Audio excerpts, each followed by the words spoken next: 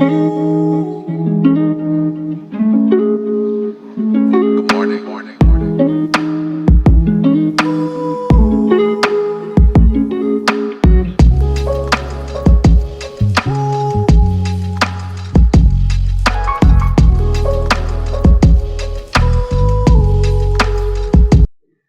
Morning friends, ನಾನು ಇವತ್ತು morning ಇಂದ ವ್ಲಾಗ್ನ ಸ್ಟಾರ್ಟ್ ಮಾಡ್ತಾ ಇದ್ದೀನಿ. ಯಾರೆಲ್ಲ ಮೊದಲನೇ ಬಾರಿ ನನ್ನ ವಿಡಿಯೋ ನೋಡ್ತಾ ಇದ್ದೀರಾ ತಪ್ಪದೆ ಸಬ್ಸ್ಕ್ರೈಬ್ ಮಾಡಿ ನೋಟಿಫಿಕೇಶನ್ ಆನ್ ಮಾಡ್ಕೊಳ್ಳಿ.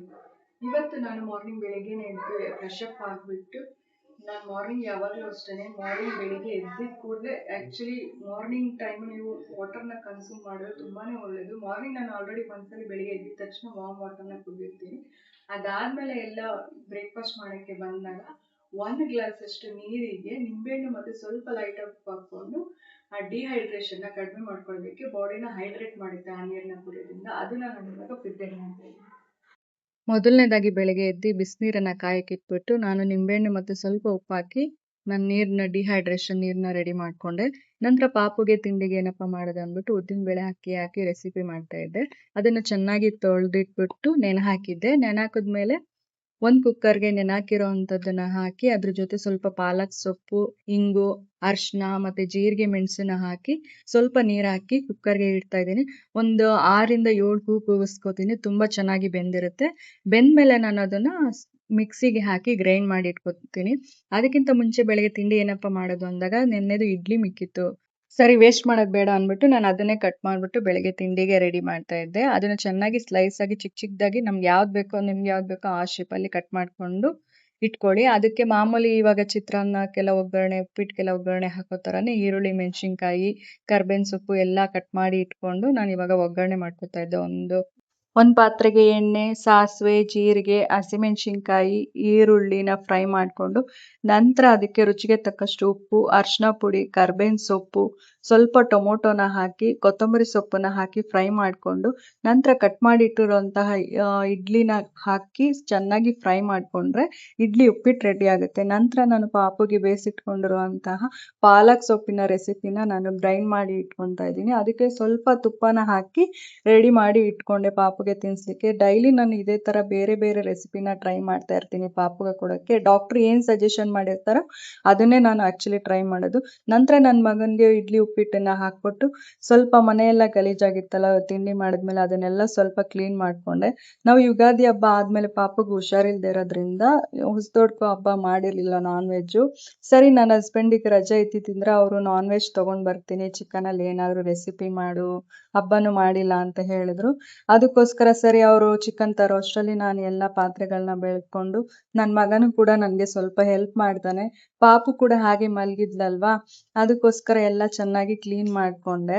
ಅವನು ಸ್ವಲ್ಪ ಹೆಲ್ಪ್ ಮಾಡ್ತಾ ಇದ್ದ. ಅವನಿಗೆ ರೈಮ್ಸು ಏನಾದರೂ ಬರುತ್ತಾ ನಾನು ಹಾಗೆ ರಿವೈಸ್ ಮಾಡ್ತಾ ಇರ್ತೀನಿ. ಇವಾಗ ಬೇಸಿಗೆ ರಜೆ ಇರೋದ್ರಿಂದ ಮಕ್ಕಳಿಗೆ ಸ್ವಲ್ಪ ಮರ್ತೋಗ್ಬಿಡುತ್ತೆ. ನಾವು ದಿನ ಅವ್ರಿಗೆ ಹೇಳ್ಕೊಡ್ತಾ ಇದ್ರೆ ಸ್ವಲ್ಪ ನೆನ್ಪಿಟ್ಕೊಂಡಿರ್ತಾರೆ.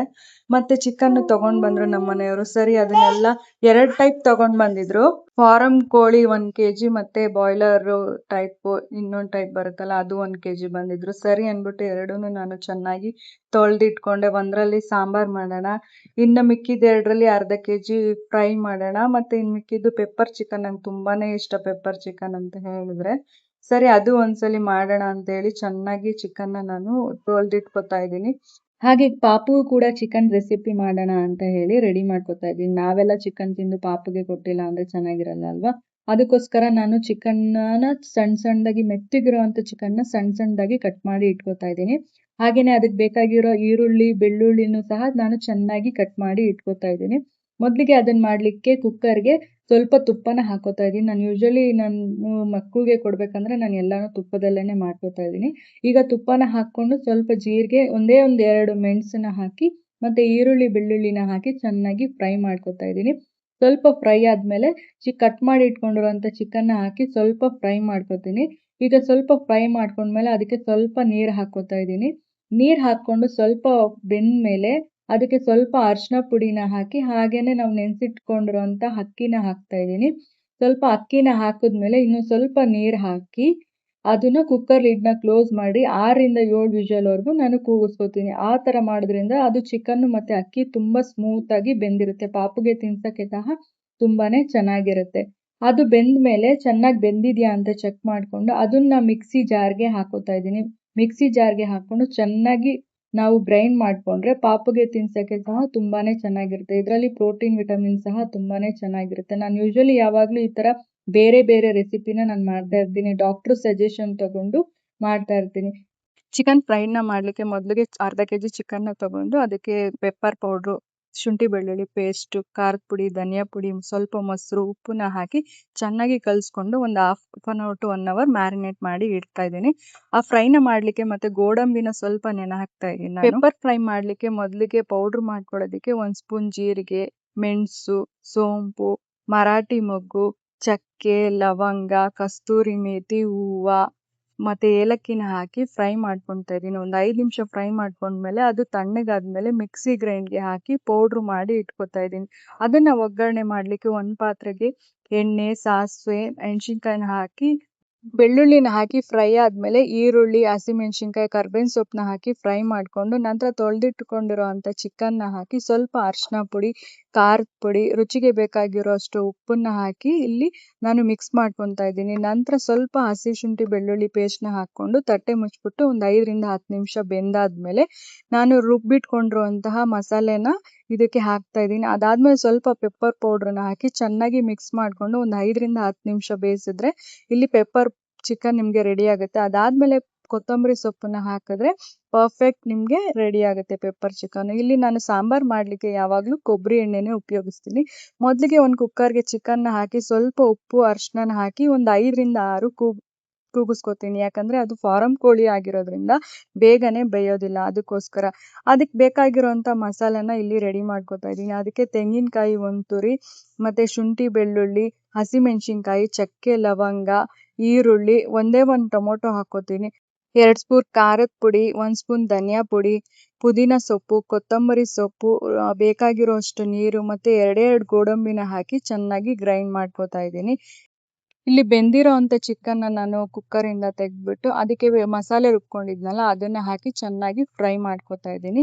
ಅದು ಸ್ವಲ್ಪ ಚೆನ್ನಾಗಿ ಬೆಂದಮೇಲೆ ಅದಕ್ಕೆ ಬೇಕಾಗಿರೋಷ್ಟು ನೀರನ್ನು ಹಾಕಿ ಮತ್ತು ಮೊಟ್ಟೆ ಕೋಳಿ ಆಗಿರೋದ್ರಿಂದ ಅದು ಸಪ್ರೇಟ್ ಪಾರ್ಟ್ಸ್ ಎಲ್ಲ ಇರುತ್ತಲ್ಲ, ಅದು ಮುಂಚೆನೇ ಹಾಕಿದರೆ ತುಂಬಾ ಬೆಂದ್ಬಿಡುತ್ತೆ. ಅದಕ್ಕೋಸ್ಕರ ನಾನು ಮುಂಚೆ ಹಾಕಿರಲಿಲ್ಲ. ಇವಾಗ ನಾನು ಅದಕ್ಕೆ ಹಾಕ್ತಾ ಇದ್ದೀನಿ. ಅದಕ್ಕೆ ಹಾಕ್ಬಿಟ್ಟು ಸ್ವಲ್ಪ ಉಪ್ಪು ಕಡಿಮೆ ಹಾಕಿದ್ದೆ, ಅದಕ್ಕೋಸ್ಕರ ಇವಾಗ ಬೇಕಾಗಿರೋಷ್ಟು ಉಪ್ಪು ಮತ್ತು ನೀರನ್ನು ಹಾಕಿ ಮತ್ತೆ 4ರಿಂದ 5 ಕೂಗನ್ನ ಕೂಗಿಸ್ಕೊಂಡ್ರೆ ಇಲ್ಲಿ ನಿಮಗೆ ಸಾಂಬಾರು ರೆಡಿ ಆಗುತ್ತೆ. ನಾನಿವಾಗ ಚಿಕನ್ ಫ್ರೈನ ಮಾಡಲಿಕ್ಕೆ ಒಂದು ಬಾಣಲಿಗೆ ಸ್ವಲ್ಪ ಎಣ್ಣೆ ಹಾಕಿ ಈರುಳ್ಳಿನ ಚೆನ್ನಾಗಿ ಈ ಥರ ಕೆಂಪಗಾಗೋವರೆಗೂ ಹುರಿದಿಟ್ಕೊತಾ ಇದ್ದೀನಿ. ಹುರಿದಿಟ್ಕೊಂಡ ನಂತರ ಅದಕ್ಕೆ ಮಿಕ್ಸಿ ಜಾರ್ಗೆ ಈರುಳ್ಳಿ ಮತ್ತು ನೆನೆಸಿಟ್ಟಿರೋ ಅಂತಹ ಗೋಡಂಬಿ, ಶುಂಠಿ ಬೆಳ್ಳುಳ್ಳಿ ಮತ್ತು ಬೇಕಾಗಿರೋಷ್ಟು ಮೊಸರನ್ನ ಹಾಕಿ ಇಲ್ಲಿ ಗ್ರೈಂಡ್ ಮಾಡಿ ಇಟ್ಕೊತಾ ಇದ್ದೀನಿ. ಈಗ ಅದೇ ಪಾತ್ರೆಗೆ ಎಣ್ಣೆ ಮತ್ತು ಚಕ್ಕೆ, ಲವಂಗ, ಸೋಂಪನ್ನ ಹಾಕಿ ಫ್ರೈ ಮಾಡ್ಕೊಂಡಿದ್ಮೇಲೆ ಮ್ಯಾರಿನೇಟ್ ಮಾಡಿ ಇಟ್ಕೊಂಡಿದ್ನಲ್ಲ ನಾನು ಹಾಫ್ ಅನ್ ಅವರು, ಆ ಚಿಕನ್ನ ಹಾಕಿ ಸ್ವಲ್ಪ ಫ್ರೈ ಮಾಡ್ಕೊತಾ ಇದ್ದೀನಿ. ಸ್ವಲ್ಪ ಒಂದು ತಟ್ಟೆ ಮುಚ್ಚಿಬಿಟ್ಟು ನೀವು ಫ್ರೈ ಮಾಡ್ಕೊಳ್ಳಿ. ಒಂದು 5ರಿಂದ 10 ನಿಮಿಷ ಆಗೋವರೆಗೂ, ಸ್ವಲ್ಪ ಬೇಯೋವರೆಗೂ. ಅದಾದಮೇಲೆ ಅದಕ್ಕೆ ಸ್ವಲ್ಪ ನೀವು ಧನಿಯಾ ಪುಡಿ, ಖಾರದ ಪುಡಿ ಹಾಕ್ಕೊಂಡು ಮತ್ತು ರುಚಿಗೆ ಬೇಕಾಗಿರೋ ಅಷ್ಟು ಉಪ್ಪನ್ನು ಹಾಕಿ ಚೆನ್ನಾಗಿ ಫ್ರೈ ಮಾಡಿ ಇಟ್ಕೊತಾ ಇದ್ದೀನಿ. ಈ ಥರ ಮಾಡೋದ್ರಿಂದ ನಿಮಗೆ ರೆಸ್ಟೋರೆಂಟ್ ಸ್ಟೈಲಲ್ಲಿ ಚಿಕನ್ ಫ್ರೈ ಬರುತ್ತೆ. ಆ್ಯಕ್ಚುಲಿ ಈ ಥರ ಮಾಡೋದು ನನ್ನ ಹಸ್ಬೆಂಡ್ಗೆ ತುಂಬಾ ಇಷ್ಟ ಆಗುತ್ತೆ. ಅದಕ್ಕೋಸ್ಕರ ಇವತ್ತು ಅದೇ ಥರ ಟ್ರೈ ಮಾಡ್ತಾ ಇದ್ದೀನಿ. ಟೇಸ್ಟ್ ಕೂಡ ಅಷ್ಟೇ ಚೆನ್ನಾಗಿ ಬಂದಿತ್ತು ಆ್ಯಕ್ಚುಲಿ. ಅದಾದ ನಂತರ ಸ್ವಲ್ಪ ಫ್ರೈ ಆದಮೇಲೆ ನಾವು ರುಬ್ಬಿ ಇಟ್ಕೊಂಡಿದ್ವಲ್ಲ ಆ ಪೇಸ್ಟ್ನ ಹಾಕ್ತಾ ಇದ್ದೀನಿ. ಈ ಮೊಸರು ಹಾಕೋದ್ರಿಂದ ಅದು ಟೇಸ್ಟೇ ಒಂಥರ ಬೇರೆ ಥರನೇ ಬರುತ್ತೆ, ತುಂಬಾ ಚೆನ್ನಾಗಿರುತ್ತೆ ತಿನ್ನೋದಕ್ಕೆ. ಅದು ಹಾಕಿದ್ಮೇಲೆ ಒಂದು 5ರಿಂದ 10 ನಿಮಿಷ ಕಲಸಿ ಇಟ್ಬಿಟ್ಟು ತಟ್ಟೆ ಮುಚ್ಚಿಬಿಟ್ಟು ಬೇಯಿಸಿದ್ರೆ ಚಿಕನ್ ಫ್ರೈ ರೆಸ್ಟೋರೆಂಟ್ ಸ್ಟೈಲಲ್ಲಿ ನಿಮಗೆ ರೆಡಿ ಆಗುತ್ತೆ. ಅದಾದಮೇಲೆ ಸ್ವಲ್ಪ ಕೊತ್ತಂಬರಿ ಸೊಪ್ಪನ್ನು ಹಾಕಿದ್ರೆ ಅದ್ರ ಗಾರ್ನಿಷಿಂಗ್ಗೆ ತುಂಬಾ ಟೇಸ್ಟಾಗಿ ಇರುತ್ತೆ. ಇವಾಗ ನಂದು ಚಿಕನ್ ಫ್ರೈ ರೆಡಿ ಆಗಿದೆ. ನೆಕ್ಸ್ಟು ನಾನು ಇವಾಗ ಮುದ್ದೆ ಮಾಡ್ಕೊತಾ ಇದ್ದೀನಿ. ಮುದ್ದೆ ಯೂಶಲಿ ಎಲ್ಲರಿಗೂ ಬಂದೇ ಬರುತ್ತೆ ಅಲ್ವಾ. ನಾವು ಇರೋದೇ 4 ಜನ ಆಗಿರೋದ್ರಿಂದ ನನಗೆ, ನನ್ನ ಹಸ್ಬೆಂಡ್ಗೆ, ನನ್ನ ಮಗನಿಗೆ ಮಾತ್ರ ಚಿಕ್ಕದಾಗಿ ಸ್ವಲ್ಪ ಮುದ್ದೆ ಮಾಡ್ಕೊತಾ ಇದ್ದೀನಿ. ಚಿಕನ್ ಇದ್ಮೇಲೆ ಮುದ್ದೆ ಇಲ್ಲ ಅಂದರೆ ಆಗುತ್ತಾ? ಚಿಕನ್ ಮಾಡಿದ್ಮೇಲೆ ಸ್ವಲ್ಪ ಆದರೂ ಮುದ್ದೆ ತಿನ್ನಲೇಬೇಕು. ಆರೋಗ್ಯಕ್ಕೂ ಸಹ ಅದು ತುಂಬಾ ಒಳ್ಳೆಯದು. ನನ್ನ ಮಗನಿಗೂ ಕೂಡ ನಾನು ದಿನಕ್ಕೆ ಒಂದ್ಸಲ ಆದರೂ ಕೊಡೋದಕ್ಕೆ ಟ್ರೈ ಮಾಡ್ತಾನೆ ಇರ್ತೀನಿ.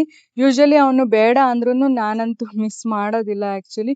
ಅಟ್ಲೀಸ್ಟ್ 3 ದಿವಸಕ್ಕೆ ಒಂದ್ಸಲ ಆದರೂ ನಾನು ಚಿಕನ್, ರಾಗಿ ಅಂದರೆ ಯಾವುದೇ ಫಾರ್ಮಲ್ಲಿ ಕೊಡಬೇಕಂತ ಇಲ್ಲ, ರಾಗಿ ಸರಿ ಆಗಿರ್ಬೋದು, ರಾಗಿ ಗಂಜಿ ಆಗಿರ್ಬೋದು, ಆದಾಗ ಕೊಡ್ಲಿಕ್ಕೆ ಟ್ರೈ ಮಾಡ್ತೀನಿ. ಇವಾಗ ನಾನು ಇವತ್ತಿಗೆ ಕಂಪ್ಲೀಟಾಗಿ ಚಿಕನ್ ರೆಸಿಪಿನ ಮಾಡಿದ್ದೀನಿ, ಸಾಂಬಾರು ಮಾಡಿದ್ದೀನಿ, ಚಿಕನ್ ಫ್ರೈ ಮತ್ತು ಮುದ್ದೆ ಪೆಪ್ಪರ್ ಚಿಕನ್ ಮತ್ತು ರೈಸ್ನ ಮಾಡಿದ್ದೀನಿ ಫ್ರೆಂಡ್ಸ್. ಹೇಗಿತ್ತು ಇವತ್ತಿನ ಬ್ಲಾಗ್ ಅಂತ ನೀವು ಕಾಮೆಂಟ್ ಬಾಕ್ಸಲ್ಲಿ ತಿಳಿಸಿ. ಯಾರೆಲ್ಲ ಫಸ್ಟ್ ಟೈಮ್ ನೋಡ್ತಾ ಇದ್ದೀರಾ ಅವರೆಲ್ಲ ಸಬ್ಸ್ಕ್ರೈಬ್ ಮಾಡ್ಕೊಂಡು ನೋಡ್ಕೊಳ್ಳಿ ಅಂತ ನಾನು ರಿಕ್ವೆಸ್ಟ್ ಮಾಡ್ಕೊತೀನಿ. ಇದೇ ಥರ ರೆಸಿಪೀಸು ಮತ್ತು ವ್ಲಾಗ್ಗೆ ನನ್ನ ಸಬ್ಸ್ಕ್ರೈಬ್ ಮಾಡಿಕೊಂಡು ನೋಡೋದನ್ನು ಮರಿಬೇಡಿ. ಯಾರೆಲ್ಲ ನೋಡಿದರೆ ಅವ್ರಿಗೆಲ್ಲ ತುಂಬ ಹೃದಯದ ಧನ್ಯವಾದ ಮತ್ತು ಥ್ಯಾಂಕ್ಸ್ ಹೇಳೋದಕ್ಕೆ ಇಷ್ಟಪಡ್ತೀನಿ. ಇವತ್ತಿನ ವ್ಲಾಗ್ ಈ ಥರ ಇತ್ತು ಫ್ರೆಂಡ್ಸ್. ತುಂಬ ಹೃದಯದ ಧನ್ಯವಾದ.